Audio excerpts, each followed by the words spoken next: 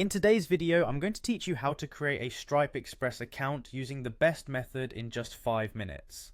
Stripe is a popular payment processing platform that allows businesses to accept online transactions with ease. Having a Stripe Express account can streamline your financial operations, and it's a great tool for both small and large businesses alike. So let's dive right in and get started on setting up your account. First, you'll need to head over to Stripe's official website by entering Stripe TOS in your web browser. Once the page loads, look for the sign in button, which is usually located at the top right corner of the page. Clicking this will take you to the login section. Here, enter the email and password associated with your Stripe account. If you haven't registered yet, you'll need to create an account before proceeding. After entering your credentials, click the sign in button to log into your Stripe dashboard.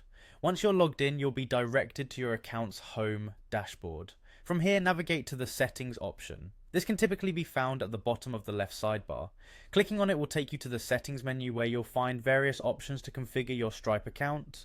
Next, within the settings menu, look for the product settings section. Here you should see an option labeled Connect. Clicking on Connect will guide you to the page where you can manage your connected accounts.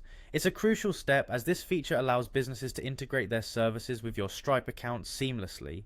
Now on the Connect page, you'll want to proceed to select the onboarding options. These options are tailored to help you configure how your Stripe Express account will interact with your business's financial setup.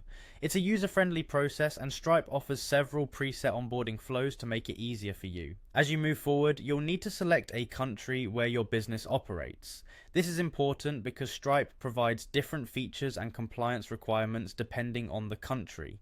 Once you select the suitable country for your operations, make sure to review the options carefully. After choosing the country, you'll come across a series of checkboxes.